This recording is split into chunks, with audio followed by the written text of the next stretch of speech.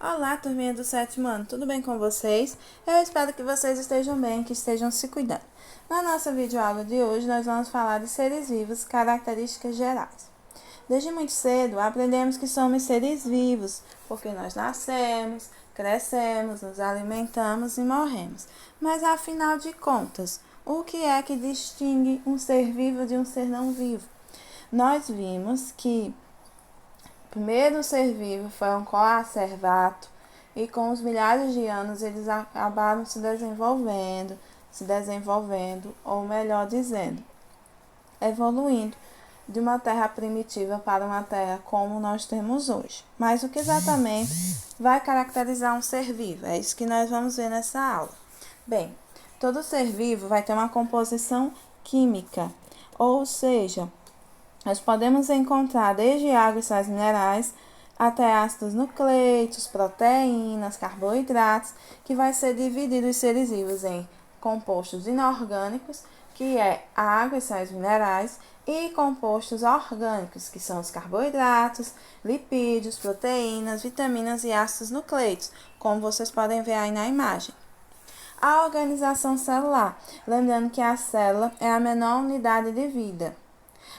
A organização celular, a gente sabe que vamos encontrar células eucarióticas que vão ter um núcleo delimitado pela carioteca e também as células procarióticas, que serão aquelas que não vão ter um núcleo organizado, são as células mais simples, como as das bactérias. Lembrando que a célula é a unidade básica de qualquer ser vivo e que toda célula vai possuir membrana, citoplasma e núcleo. Aí vocês podem ver uma célula eucariótica animal e uma célula eucariótica vegetal. Lembrando que a vegetal, que é a primeira, ela vai possuir parede celular, plasmodermos, cloroplastos, vacúolo, certo? E a célula animal não vai ter. De acordo com a teoria celular, todo ser vivo é formado por uma ou mais células, e cada célula origina-se de outra pré-existente, uma vez que ela é a unidade básica da reprodução, através da qual as características são transmitidas. No entanto, existem seres considerados vivos por parte da comunidade científica, mas que não possuem célula, ou seja, são acelulares, que são os vírus. Esse tipo de vírus possui material genético envolvido em uma cápsula de proteína e é capaz de se reproduzir. Embora alguns cientistas continuem acreditando que os vírus não são seres vivos, porque eles precisam de uma célula para se reproduzir, como foi dito, porém eles não têm nenhuma célula, tá certo? Todo ser vivo tem metabolismo. Metabolismo é o conjunto de reações químicas que determinam a sobrevivência da célula e são características dos seres vivos, certo? Que o metabolismo ele pode ser classificado em anabolismo ou catabolismo. Anabolismo seria o processo para a obtenção de energias, tá certo? E o catabolismo seria o processo inverso. Seria cata, significa quebra, então seria a quebra para que possa se ter energia. O anabolismo, a gente poderia dizer que seria a construção dessa energia. E o catabolismo seria a destruição para a obtenção também de energia. Vamos imaginar que cada retângulo desse sejam aminoácidos. São constituintes que vão ajudar a formar proteínas, tá certo? O que acontece? Em um processo de catabolismo, cata não é quebra, esses aminoácidos seriam quebrados para a obtenção da energia necessária. Em um processo de anabolismo, seria o contrário. Eles iriam se encaixar com uma chave, uma fechadura de uma porta para a produção de proteínas. Isso são alguns exemplos que acontecem em todo ser vivo. E a reprodução? Outra característica dos seres vivos é a capacidade de reproduzir, de gerar descendentes. Essa característica permite a permanência de um ser vivo no planeta. A reprodução, ela pode ser dividida em duas: a reprodução assexuada e sexuada. A reprodução sexuada, com a evolução dos seres vivos, foi na necessidade de que eles fizessem reprodução sexuada, para que pudessem gerar descendentes férteis e descendentes fortes, para que conseguissem sobreviver no meio ambiente que era hostil. Então, a célula reprodutora masculina é o espermatozoide e a célula reprodutora feminina é o óvulo, que ao se unirem vão ter uma fecundação, ocorrendo um descendente. No caso aí do galo a galinha, vai gerar quem? Um pintinho, certo?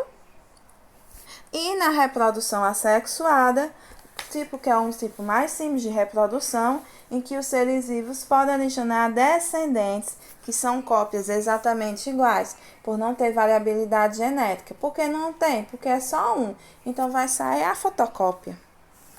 Também o desenvolvimento está relacionado ao ciclo de vida, que alguns seres vivos são dotados de capacidade de se transformar durante a vida, adquirindo novas características que favorecem uma melhor adaptação ao seu hábitat. Os insetos, por exemplo, a gente vê aí o ciclo de vida da borboleta, que de ovos que são depositados pelas borboletas, vai sair uma lagarta, que vai ter de 4 a 7 fases, que seria a troca de pele.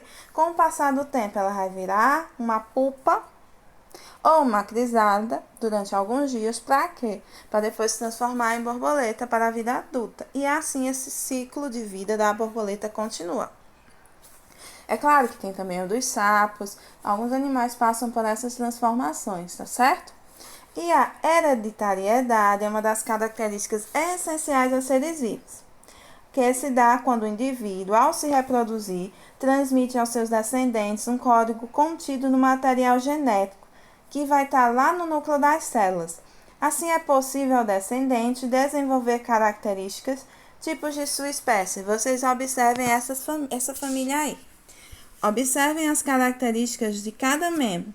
Vejam os avós, tanto paterno como materno, que ao se casarem com os pais, vocês viram que a mãe e o pai, ao casarem, tiveram 3 filhos, e que os filhos vão apresentar características, ora da família da mãe, ora da família do pai. E na sua casa, com quem é que você acha que parece? Lembrando aí novamente da questão do coacervato, dessa evolução, que nós vimos, nos nossos últimos encontros, que a partir de moléculas orgânicas mais simples, que foram arrastadas pelas chuvas até os oceanos primitivos, essas moléculas orgânicas, embora ainda não fossem seres vivos, já apresentavam alguma atividade metabólica e trocas com o meio exterior. Então, caminhando lentamente, um simples ser, como vocês podem olhar aí, o coacervato, ele seria uma partícula de proteína unida com água, com a camada de água, e que conseguiu um coacervato complexo. Então, ele foi conseguindo evoluir, passar por mudanças, passar por adaptações, para que pudesse sobreviver ao meio. Existe uma teoria, que é a evolução biológica das células, a teoria endossimbiótica. Que seria essa teoria simbiótica? Uma célula procarionte, com o passar do tempo, ela teria englobado, absorvido outra célula procarionte, e através dela teria nascido uma célula eucariótica fotossintética, que seria a origem das células eucarióticas das plantas, que conseguem fazer a fotossíntese. E também outra teria já evoluído para a célula eucariótica heterotrófica, que seria a nossa célula animal, que não consegue fazer a fotossíntese. Aí você pensa, quando se fala em evolução, a gente pensa que o homem veio do macaco e que foi evoluindo. Então, daqui a pouco o homem vai virar um zumbi e vai comer todo mundo, né, minha gente? Não, minha gente. A evolução não quer dizer que um animal, um macaco, evoluiu ao homem, não. Quer dizer que em uma determinada era, a gente teve um ancestral em comum que tinha coluna vertebral, e a partir desse ancestral foram surgindo todos os outros seres vivos, tá certo? Senão nós já estaríamos chegando na evolução do zumbi. A evolução humana, como muitas pessoas pensam que é, Que o homem foi virando macaco e o macaco saiu andando por aí. Mas como foi na realidade, como eu falei para vocês, tiveram um ancestral com coluna vertebral comum. Cada linhazinha vermelha foi um ser que foi se desenvolvendo e chegou numa hora que o macaco continuou a sua linha evolutiva e a nossa evolução, um processo escalar, complexo de reprodução e com o passar dos anos. Ou seja, nós temos um ancestral em comum que tinha coluna vertebral. Mas não, o homem, repito, não veio do macaco, tá certo? Isso é uma má interpretação que se tem da ciência. A gente veio de um ancestral que tinha coluna vertebral em comum e num determinado momento nós evoluímos como Homo sapiens, que é o nosso atual, tá certo? E existem as teorias da evolução que podem afirmar isso. Existem a teoria do fixismo e do evolucionismo. A teoria do fixismo diria que nós, seres humanos, do jeito que o animal foi criado, ele se mantém até hoje, sem nenhuma evolução, sem nenhuma mudança adaptativa. A mais aceita é o evolucionismo, em que os animais, com o passar dos milhões de anos, de acordo com as características que encontravam de sobrevivência, eles foram mudando e através dessas mudanças eles conseguiram sobreviver. E como é que sabe que os animais mudaram?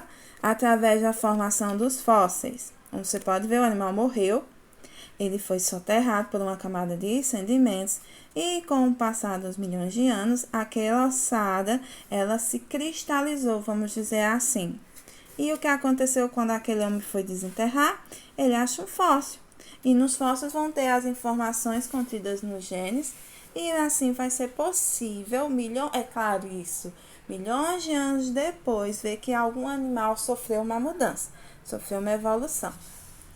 Uma das leis evolucionistas mais usadas é a lei de Jean-Baptiste Lamarck, que foi muito usada, a lei do uso e do desuso, ou também a lei da transmissão dos caracteres adquiridos.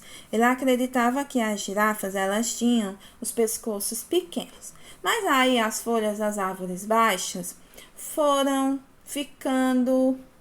acabando. Então a girafa teve que fazer o quê? Que esticar o pescoço para poder comer as folhas. E assim ela conseguiu passar isso aos milhões de anos para os seus descendentes. Essa é a teoria do lamarquismo, tá certo? Imagina aí, quanto mais você usasse uma parte do seu corpo, mais ela ia se desenvolver. Que coisa, né? A teoria realmente assim aceita é de Charles Darwin, que é a teoria da evolução das espécies, que era resultado de uma variabilidade de caracteres. Assim, aqueles que tivessem as características necessárias à adaptação sobreviveriam e, ao sobreviver, levariam para os seus descendentes, que é a lei da seleção natural, e que não é o animal mais forte que vai sobreviver, é o que melhor se adapta. Vejam aqui um exemplo. Essa é a teoria mais aceita. Tia, por que é teoria? Porque pode ser que amanhã surja outra e desmonte a essa de Darwin, tá certo? Então, por enquanto, essa é a mais aceita. Imagine que esse gavião está nesse pasto. Com o passar do tempo, ele conseguiu caçar os coelhinhos rosa. Os que vão nascendo, vocês viram que os rosas foram diminuindo. E foram ficando quais? Os marrons, que é aquele que ele não caça. Ou seja, com o passar do tempo, os seres que foram se reproduzindo não foram os coelhinhos de cor marrom? E assim deixando os rosinha? Por isso que eles sobreviveram, porque melhor conseguiram se adaptar ao meio. Então, meus amores, nós estamos iniciando o nosso conteúdo sobre seres vivos, as suas características. Assista essa videoaula quantas vezes for necessária. Tenha bons estudos e beijinhos!